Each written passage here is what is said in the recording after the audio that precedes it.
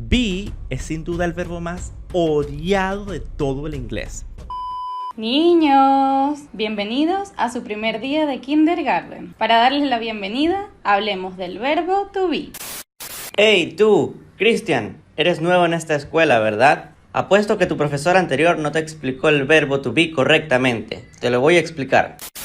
Bienvenidos a la Universidad Católica, muchachos.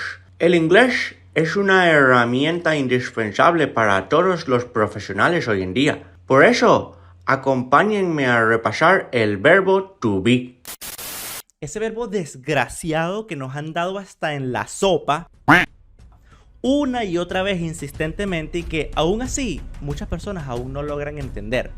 Pero el día de hoy vamos a entender por qué el verbo be es tan difícil y les prometo que esta va a ser la última vez y la última clase del verbo be que ustedes van a necesitar en sus vidas.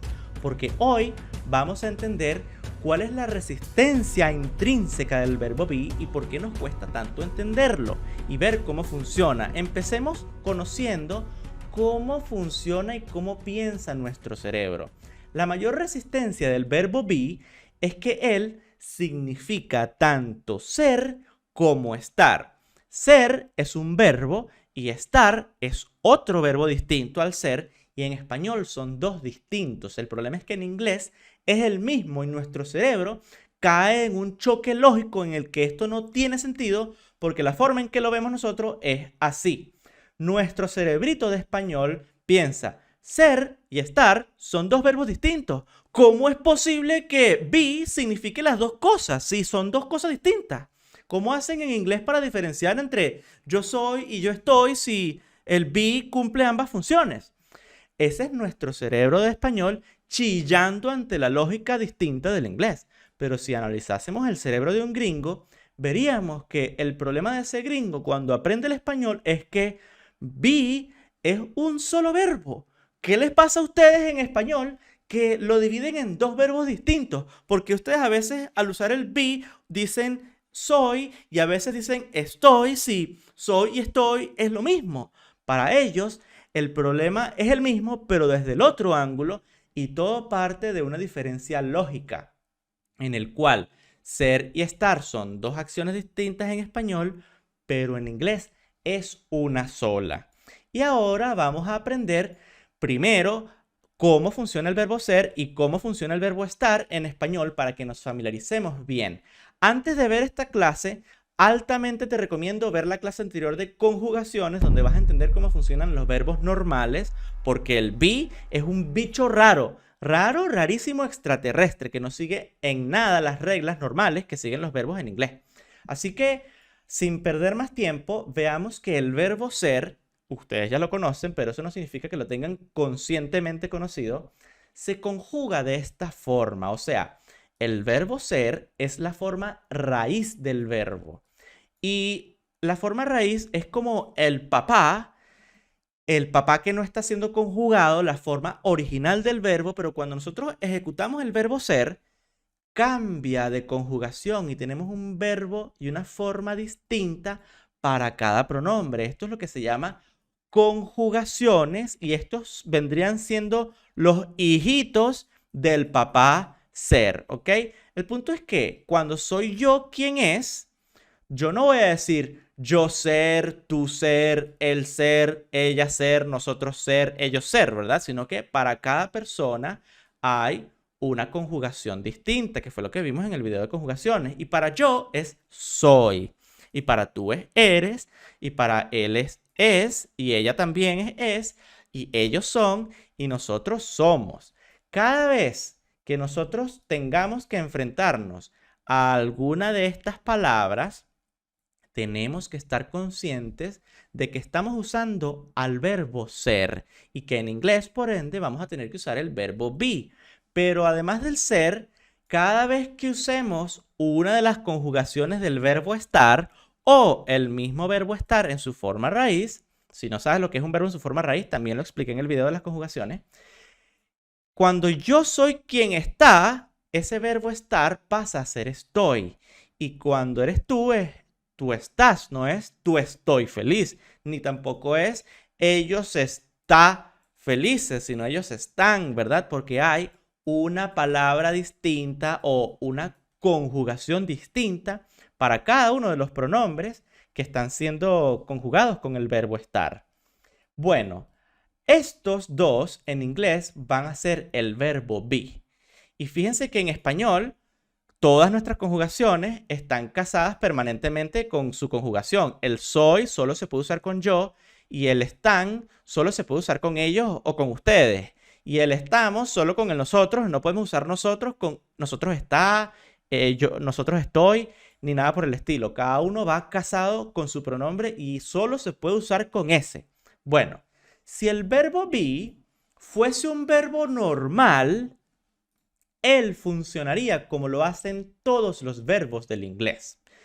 Este es un ejemplo, work, que es un verbo normal, común y corriente del inglés, el cual no cambia porque el inglés es mucho más simple y la forma raíz del verbo work no cambia con respecto a sus conjugaciones. Lo que hacemos es vestir al verbo con un sujeto para que se entienda que este work significa yo trabajo porque está acompañado del yo.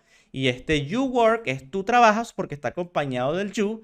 Y cuando es he, she, it, el verbo lleva una S, pero esa S ignórenla porque eso lo voy a explicar arriba mucho más adelante en un video que muestre en detalle cuándo ponerle la S al verbo y cuándo no.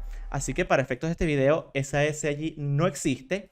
El punto es que, como pueden ver, en inglés los verbos no cambian y la forma raíz de un verbo es exactamente igual a todas sus conjugaciones. Lo que varía es qué pronombre nosotros ponemos antes. En inglés, en español es distinto y nosotros podemos borrar el pronombre y aún así sabemos que cuando digo soy, soy yo y cuando digo eres, eres tú y cuando digo son, son ustedes o ellos son, ¿verdad? No me hace falta el pronombre, en inglés sí. Bueno, si el verbo be fuese un verbo normal, que no lo es, pero si lo fuese, él tendría un comportamiento de este tipo. El ser o el estar en su forma raíz y yo soy o yo estoy debería ser I be. Y tú estás o tú eres debería ser you be. Y él está, he bees con su S correspondiente que no voy a explicar, pero que vamos a ignorar. Y todos deberían ser be, be, be, be, be, be, be, be, ¿verdad? Porque este es el comportamiento estándar. Todos los verbos en inglés se comportan así. Be es el único extraterrestre que no sigue este patrón y esto está totalmente errado. Pero que esté errado y que sea raro no significa que sea difícil, porque la verdad es que el verbo be funciona de una forma muy parecida a cómo funcionan los verbos en español. En español ya vimos que cada uno de ellos está casado permanentemente con su pronombre. Bueno, con el be es igual, porque el be en su forma raíz es be, pero cada vez que nosotros lo conjugamos en presente, él cambia. Tiene una forma destinada a cada pronombre, por así decirlo, de manera igual al español, en el que el estoy solo se usa con yo. Bueno, en inglés, con yo solo se dice am. I am. Y el you solo se puede usar con are. Y el he se usa con is, al igual que el she y al igual que el it. Y el they solamente se puede usar con are y con we. O sea, ustedes no pueden nunca mezclar esto y decir cosas como you is my friend, queriendo decir tú eres mi amigo. No, no es you is, es you are, porque con you solamente va are. Así como con tú solamente va eres. Y con he, she, it solamente va is. No puedo decir en algún momento she are beautiful o she am my sister. No, con el she solamente vamos a usar la forma is del verbo be. O sea, estas son las conjugaciones o los hijitos del papá be. Así como estas son las conjugaciones del papá estar. Y cada una de ellas es distinta. Y por eso es que yo digo que el verbo be se parece mucho a los verbos del español.